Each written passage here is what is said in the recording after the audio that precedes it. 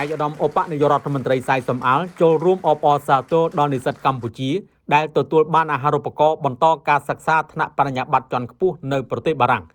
អាយឧត្តមក៏បានលើកទឹកចិត្តដល់និស្សិតនិងយុវជននៃកម្មវិធីសិក្សាផ្សេងៗទៀតឲ្យខិតខំពង្រឹងសមត្ថភាពទាញយកប្រយោជន៍ពីចំណេះដឹងថ្មីៗដើម្បីអភិវឌ្ឍខ្លួននិងយកបទពិសោធន៍ពីក្រៅប្រទេសមកអភិវឌ្ឍសង្គមជាតិដោយផ្សារភ្ជាប់ចំណេះដឹងជំនាញសេដ្ឋកិច្ចនិងសង្គម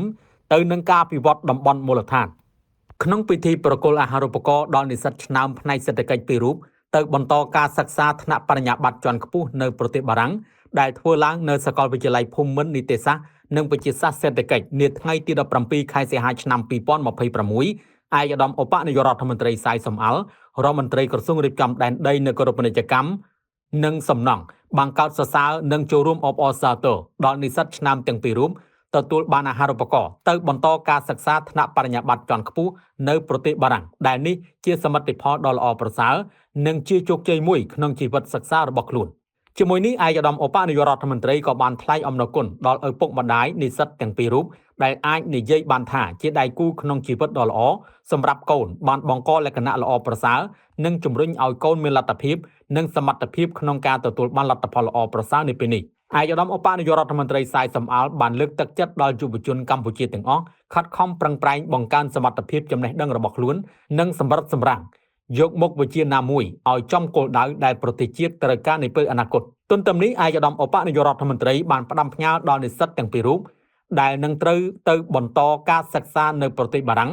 លើជំនាញសេដ្ឋកិច្ចហើយនឹងទទួលបានឱកាសបណ្ដុះបណ្ដាលកម្រិតខ្ពស់និងបទពិសោធន៍អន្តរជាតិនោះត្រូវតាំងចិត្តខិតខំរៀនសូត្រនិងទាញយកជំនាញដ៏មានតម្លៃនេះរក្សាកិត្តិយសសេចក្តីថ្លៃថ្នូរនិងជួយលើកស្ទួយវប្បធម៌ខ្មែរនៅលើឆាកអន្តរជាតិហើយត្រូវយកចំណេះដឹងទាំងនោះត្រៀមខ្លួនចូលរួមអភិវឌ្ឍសង្គមជាតិក្រោយបញ្ចប់ការសិក្សា